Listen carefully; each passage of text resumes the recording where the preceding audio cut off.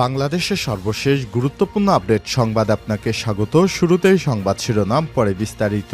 শুরুতেই জানাবো, ট্রাম্পের ন্যাশনাল প্রেয়ার ব্রেকফাস্টে তারেক সহ বিএনপির 3 নেতাকে আমন্ত্রণ। যুক্তরাষ্ট্রের ওয়াশিংটন ডিসিতে অনুষ্ঠিত হতে যা ন্যাশনাল প্রেয়ার ব্রেকফাস্ট অনুষ্ঠানে অংশগ্রহণের জন্য বিএনপির ভারপ্রাপ্ত চেয়ারম্যান তারেক রহমান সহ বিএনপির 3 জন নেতাকে আমন্ত্রণ জানিয়েছে ডোনাল্ড ট্রাম্প। এরপর জানাবো, ডক্টর মোহাম্মদ ইউনূসকে শেখ হাসিনার হুঁশিয়ারির দাবিতে ভিডিও প্রচার যা জানা গেল। সম্প্রতি সামাজিক যোগাযোগ মাধ্যমে একটি ভিডিও প্রচার করা হয়েছে, যেখানে দাবি করা হয়েছে অন্তর্বর্তীকালীন সরকারের প্রধান উপদেষ্টা ডক্টর মোহাম্মদ ইউনূসকে হুঁশিয়ারি দিয়েছে শেখ হাসিনা। এ বিষয়ে গুরুত্বপূর্ণ সংবাদ জানাবো, সঙ্গেই থাকুন। এদিকে রাজনৈতিক দলগুলোর বিদেশি শাখা দেশের ইমেজ ও ব্র্যান্ডিংয়ের ক্ষতি করছে বললেন পররাষ্ট্র উপদেষ্টা। রাজনৈতিক দলগুলোর বিদেশি শাখা দেশের ইমেজ ও ব্র্যান্ডিং ক্ষতি করছে এমন মন্তব্য করেছেন পররাষ্ট্র উপদেষ্টা তৌহিদ হোসেন আজ রাজধানীর হোটেল সোনারগাঁয় সেন্টার ফর এনআরবি আয়োজিত ব্র্যান্ডিং বাংলাদেশ ওয়ার্ল্ড কনফার্মেশন সিরিজের উদ্বোধনী অনুষ্ঠানে প্রধান অতিথির বক্তব্যে এমন মন্তব্য করেছেন তিনি। জানাবো, সংস্কার ও নির্বাচন নিয়ে বিএনপির অবস্থানের ভুল ব্যাখ্যা দেয়া হচ্ছে। বিএনপির মহাসচিব মির্জা ফখরুল ইসলাম আলমগীর বলেছেন, সংস্কার ও নির্বাচন নিয়ে বিএনপির অবস্থানের ভুল ব্যাখ্যা দেয়া হচ্ছে। দেশে শনিবার দুপুরে রাজধানীর সোহরাওয়ার্দী উদ্যানে আমার বাংলাদেশ এবি পার্টির প্রথম জাতীয় কাউন্সিল প্রধান অতিথির বক্তব্যে সব কথা বলেছেন মির্জা ফখরুল। জানাবো, মিরপুরে সড়ক অবরোধ, যান চলাচল বন্ধ। রাজধানীর মিরপুর 12 নম্বরে সড়ক অবরোধ করে বিক্ষোভ করেছেন স্থানীয় মোল্লাবস্তির বাসিন্দারা।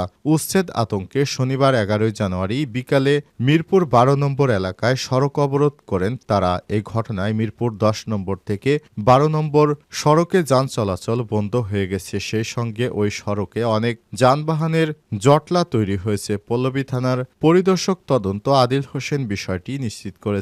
তিনি জানান, অবরোধের কারণে সড়কের এক পাশে যান চলাচল বন্ধ রয়েছে, তবে অবরোধকারীদের সড়ক থেকে সরানোর চেষ্টা চলছে বলেও জানিয়েছেন পুলিশের এই কর্মকর্তা। এবং সর্বশেষ জানাবো, ভ্যাট বাড়ানোর সিদ্ধান্তকে আত্মঘাতী বললেন ঢাকা চেম্বার সভাপতি। উচ্চ মূল্যস্ফীতি, ডলারের দাম বৃদ্ধি ও বিনিয়োগের স্থবিরতার মধ্যে ভ্যাট বৃদ্ধির সিদ্ধান্তকে আত্মঘাতী বলে মনে করছে Dhaka chamber of commerce and industry. শনিবার 11 জানুয়ারি রাজধানীর মতিঝিল সমসাময়িক অর্থনৈতিক পরিস্থিতি নিয়ে আয়োজিত এক সংবাদ সম্মেলনে সব কথা বলেন ডিসিসিআই সভাপতি তাসকিন আহমেদ। প্রিয় দর্শক, এতক্ষণ শুনছিলেন সংবাদ শিরোনাম, এবারে বিস্তারিত। তবে তার আগে বন্ধুরা, অনুরোধ থাকবে এই সংবাদটিতে একটি লাইক দিন। এই চ্যানেলে আপনি নতুন হয়ে থাকলে আমাদের সংবাদটি দেখতে দেখতে চ্যানেলটি সাবস্ক্রাইব করে রাখুন। কমেন্ট করে আপনার মূল্যবান মতামত জানিয়ে দিন। এবারে বিস্তারিত।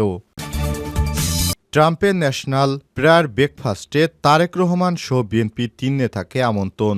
যুক্তরাষ্ট্রের ওয়াশিংটন ডিসিতে অনুষ্ঠিত হতে যা ন্যাশনাল প্রেয়ার ব্রেকফাস্ট অনুষ্ঠানে অংশগ্রহণের জন্য বিএনপির ভারপ্রাপ্ত চেয়ারম্যান তারেক রহমান, মহাসচিব মির্জা ফখরুল, স্থায়ী কমিটির সদস্য আমির খসরু মাহমুদ চৌধুরীকে আমন্ত্রণ জানিয়েছে ডোনাল্ড ট্রাম্প। জানা গেছে, আগামী 5 থেকে 6 ফেব্রুয়ারি একটি অনুষ্ঠান হবে। শুক্রবার 10 জানুয়ারি বিএনপির মহাসচিব মির্জা ফখরুল ইসলাম আলমগীর আমন্ত্রণপত্র পেয়েছেন বলে শনিবার 11 জানুয়ারি গণমাধ্যমকে জানিয়েছে। মার্কিন কংগ্রেশনাল কংগ্রেসের নেতৃত্বে জাতীয় প্রাতরাশ অনুষ্ঠিত হবে। ন্যাশনাল প্রেয়ার ব্রেকফাস্ট ইভেন্ট মূলত খ্রিস্টান ব্যক্তিত্ব, পাদ্রী, নির্বাচিত কর্মকর্তা এবং উদ্যোক্তাদের সমাবেশ, যা সাধারণত ফেব্রুয়ারির প্রথম বৃহস্পতিবার ওয়াশিংটন ডিসিতে অনুষ্ঠিত হয়। মার্কিন এই বার্ষিক অনুষ্ঠানটি প্রথমে প্রেসিডেন্সিয়াল প্রেয়ার ব্রেকফাস্ট নামে পরিচিত ছিল। পরে 1970-এর নামকরণ হয় ন্যাশনাল প্রেয়ার ব্রেকফাস্ট। এই বার্ষিক ইভেন্টে প্রার্থনা, রাজনীতি এবং ব্যবসা সহ সমসাময়িক গুরুত্বপূর্ণ বিষয় উঠে আসে। তাই এতে যোগদান মার্কিন প্রেসিডেন্টের জন্য একটি প্রধান বিষয় হয়ে উঠেছে। এই অনুষ্ঠানে প্রথমবারের মতো 1953 সালে দেশটির প্রেসিডেন্ট ডোনাল্ড ডি আইজেনহাওয়ার যোগ দেন। পরবর্তী তার উত্তরসূরিরাও তার পদাঙ্ক অনুসরণ করেন। ডক্টর ইউনূসকে শেখ হাসিনার হুঁশিয়ারির দাবিতে ভিডিও প্রচার যা জানা গেল। সম্প্রতি সামাজিক যোগাযোগ মাধ্যমে একটি ভিডিও প্রচার করা হয়েছে যেখানে দাবি করা হয়েছে অন্তর্বর্তীকালীন সরকারের প্রধান উপদেষ্টা ডক্টর মোহাম্মদ ইউনূসকে হুঁশিয়ারি দিয়েছে শেখ হাসিনা। শর্ট ওই ভিডিও প্ল্যাটফর্মটি টিকটকে শেয়ার করা হয়েছে প্রায় 1 লক্ষ বার। অসাংবিধানিক অবৈধ প্রধান উপদেষ্টা ডক্টর ইউনূসকে কড়া হুঁশিয়ারি দিল শেখ হাসিনা শীর্ষক শিরোনামে প্রকাশিত ওই ভিডিওটি ইতিমধ্যে 1 লাখের বেশি বার দেখা হয়েছে। সেই সঙ্গে প্রায় 5,000-এর বেশি অ্যাকাউন্ট থেকে এতে প্রতিক্রিয়া জানানোর পাশাপাশি হাজারেরও বেশি বার ভিডিওটি শেয়ার করা হয়েছে। তবে রিমার স্ক্যানারের অনুসন্ধান টিমের সদস্যরা জানিয়েছে টিকটকে প্রচারিত ওই ভিডিওটি সাম্প্রতিক সময়ে শেখ হাসিনার কোনো গণমাধ্যমে দেয়া সাক্ষাৎকার নয়, বরং 2007 সালে লন্ডনে দেয়া পৃথক একটি সাক্ষাৎকার। এমনকি ভিডিওটির সঙ্গে শেখ হাসিনা ও ডক্টর ইউনূসকে হুমকি দেওয়ার কোনো সম্পর্কও নেই। টিকটকে প্রচারিত ওই ভিডিওটি পর্যবেক্ষণ করে দেখা গিয়েছে, ভিডিওটিতে শেখ হাসিনাকে প্রশ্ন করা হয় দেশে ফেরার পূর্বে তার নামে ব্যাংক অ্যাকাউন্টের হিসাব চা নিয়ে তিনি ভীত কিনা। পরে এর জবাবে শেখ হাসিনা সরকারকে চ্যালেঞ্জ ছুড়ে দিয়ে বলেন, আমি কোনো পাপ করিনি যে ভয়ভীত হব। আর অ্যাকাউন্টে যে কথা বলা হয়েছে আমি দাবি করব যে আমার অ্যাকাউন্টের বিরুদ্ধে সব দেয়াই আছে, ইনকাম ট্যাক্স ফাইল আছে এবং আমি যখন ইলেকশন পেপার সাবমিট করেছি তখন আমি ইলেকশন কমিশনে যে সম্পদের হিসাব জমা দিতে হয় তা জমা দিয়েছি। এদিকে প্রচারিত ভিডিও নিয়ে অনুসন্ধানের প্রাসঙ্গিক কিওয়ার্ড সার্চের মাধ্যমে তানবীর আহমেদ নামে একটি ইউটিউব চ্যানেলে একটি ভিডিও পাওয়া যায়। একজন কাউন্সিলর যদি না যায় পদত্যাগ করব শেখ হাসিনা শীর্ষক শিরোনামে 2007 সালের 17 জুলাই প্রকাশিত ওই ভিডিওটি শেখ হাসিনার সেদিনের একটি সাক্ষাৎকার। ওই ভিডিও 2 মিনিট 28 সেকেন্ড থেকে 2 মিনিট 45 সেকেন্ডে অংশ। সঙ্গে আলোচিত ভিডিওটিতে থাকা শেখ হাসিনার পোশাক ও অডিও অংশের হুবহু মিল রয়েছে। রাজনৈতিক দলগুলোর বিদেশি শাখা দেশের ইমেজ ও ব্র্যান্ডিংয়ের ক্ষতি করছে বললেন পররাষ্ট্র উপদেষ্টা। রাজনৈতিক দলগুলোর বিদেশি শাখা দেশের ইমেজ ও ব্র্যান্ডিংয়ের ক্ষতি করছে বলে মন্তব্য করেছেন পররাষ্ট্র উপদেষ্টা তৌহিদ হোসেন। শনিবার 11 জানুয়ারি রাজধানীর হোটেল সোনারগাঁয়ে সেন্টার ফর এনআরবি আয়োজিত ব্র্যান্ডিং বাংলাদেশ ওয়ার্ল্ড কনফারেন্স সিরিজের উদ্বোধনী অনুষ্ঠানে প্রধান অতিথির বক্তব্যে এমন মন্তব্য করেছেন তিনি। পররাষ্ট্র উপদেষ্টা বলেন, আওয়ামী লীগ, বিএনপি, জামাত ও জাতীয় পার্টি পৃথিবীর সবচেয়ে বড় রাজনৈতিক দল। কারণ পৃথিবীর কোনো দেশের কোনো রাজনৈতিক দলের এত শাখা ও কর্মী নেই। দেশের রাজনীতিতে এই দলগুলো যেমন প্রচণ্ড শত্রুভাবাপন্ন, তাদের বিদেশি শাখাগুলো একই রকম শত্রুভাবাপন্ন, যা বিদেশে দেশের ইমেজ ব্র্যান্ডিংয়ের ক্ষতি করছে।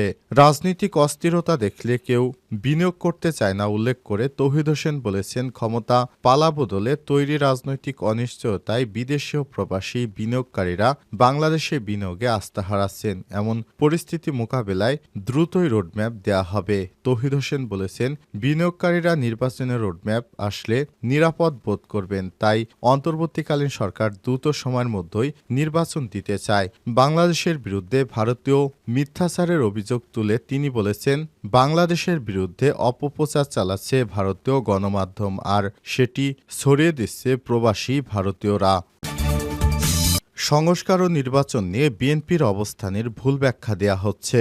বিএনপির মহাসচিব মির্জা ফখরুল ইসলাম আলমগীর বলেছেন, সংস্কার ও নির্বাচন নিয়ে বিএনপির অবস্থানের ভুল ব্যাখ্যা দেয়া হচ্ছে। শনিবার 11 জানুয়ারি দুপুরে রাজধানীর সোহরাওয়ার্দী উদ্যানে আমার বাংলাদেশ এবি পার্টির প্রথম জাতীয় কাউন্সিলে প্রধান অতিথির বক্তব্যে তিনি এসব কথা বলেছেন। মির্জা ফখরুল ইসলাম আলমগীর বলেন, রাজনৈতিক দলগুলোর ঐক্যের মধ্যে অনেকেই ফাটল ধরানোর চেষ্টা করছে, তবে তা সফল হবে না। তিনি বলেছেন, গত 16 বছরে বিএনপি 60 লাখ নেতাকর্মীর নামে মিথ্যা মামলা রয়েছে, 700 গুম হয়েছে, নিহত হয়েছে 20,000-এর মতো। বিএনপির মহাসচিব বলেন, আমরা অন্তর্বর্তীকালীন সরকারেই সমর্থন করছি, তবে দেশের অর্থনীতির অবস্থা ভালো না, রাজনৈতিক অবস্থাও ভঙ্গুর। আমরা সংস্কার চাই না, এটা ভুল।